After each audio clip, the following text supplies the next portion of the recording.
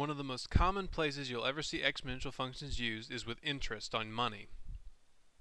So there's two different types of formulas you'll see when it comes to interest rates. The first is if you have a certain number of compoundings per year. So that has the formula A equals P times 1 plus R over N times N to the T. The second function is one you're probably also familiar with, and that's for continuous compounding. So let me try to help you understand what compounding really means. If you were to compound annually, that means they only give you your interest once a year. So let's just say you put $100 in the bank and they give you 5% interest. If they compound the interest annually, that means that you put your $100 in, and at the end of a year they give you $5. That's your 5% on your $100. So at the end of the year they put $5 in your account for your interest.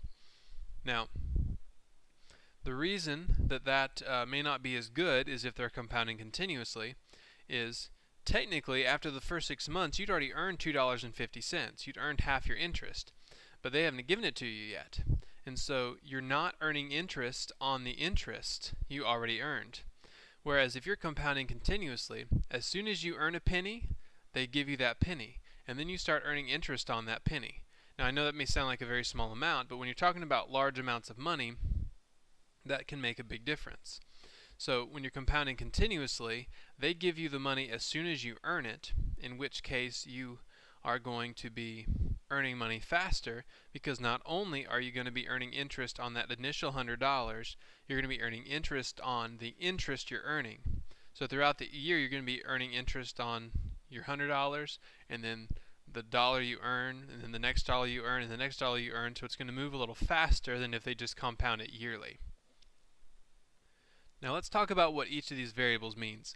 Your A for both of these is your amount at time t. So if you plug in 1 year, it tells you the amount you have after 1 year. If you plug in 10 years, it tells you the amount after 10 years. Now P is called the principal.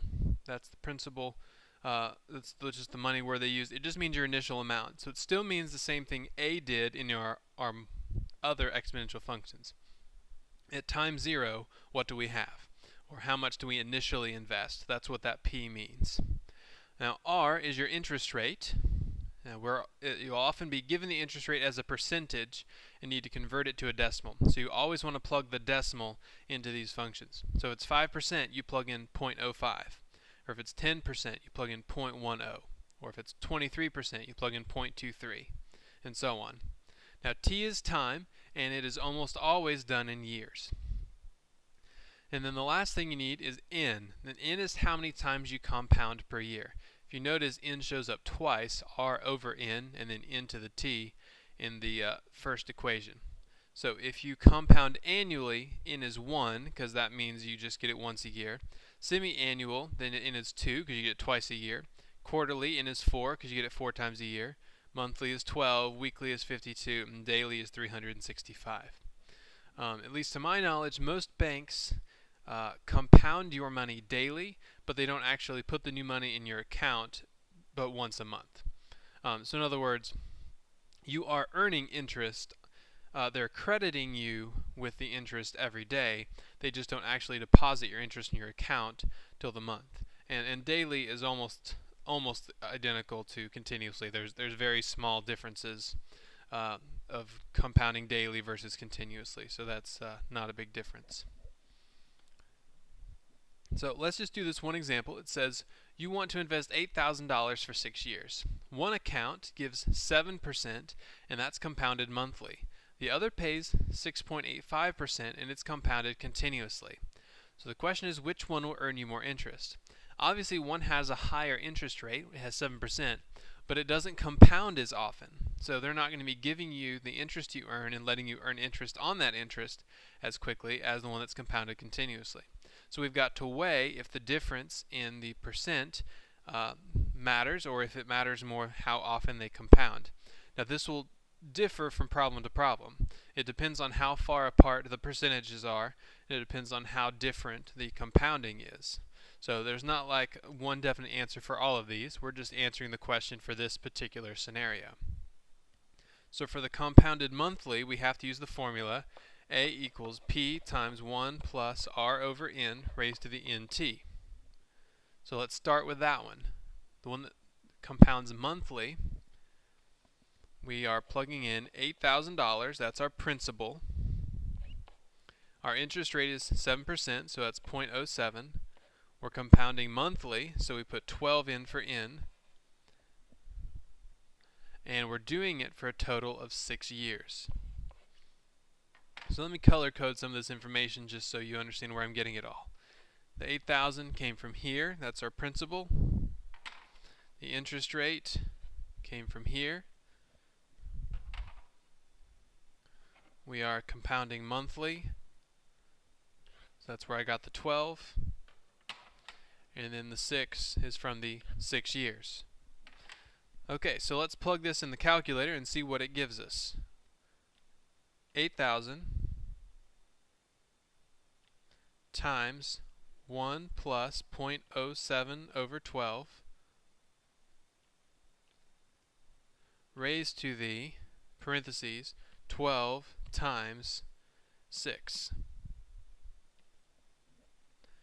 So over the course of 6 years, that 7% interest is going to turn $8,000 into $12,160.84.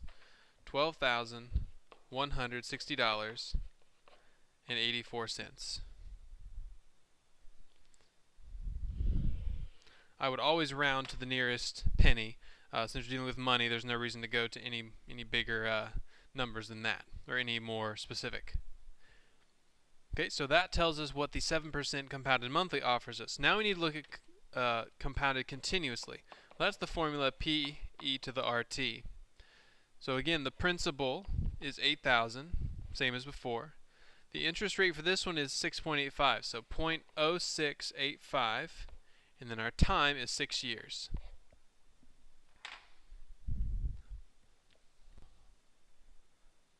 Okay, so let's check this one out. Let's do 8,000 times e raised to the 0.0685 times 6. We get $12,066.60. $12,066. Sorry, I just forgot it. $66.60. Very good. Okay, so you can see that it turns out that this scenario, 7% compounded monthly, is better. Now that could change if we go for more years, potentially. Maybe, maybe not. But sometimes the number of years is a factor there. So the 7%, even though it's only compounded monthly, the fact that it's 0.15% higher made enough difference for this to be the better deal. So this is one thing people have to consider when they're trying to decide how to invest their money. What kind of bank account or what kind of savings account do they want to look at?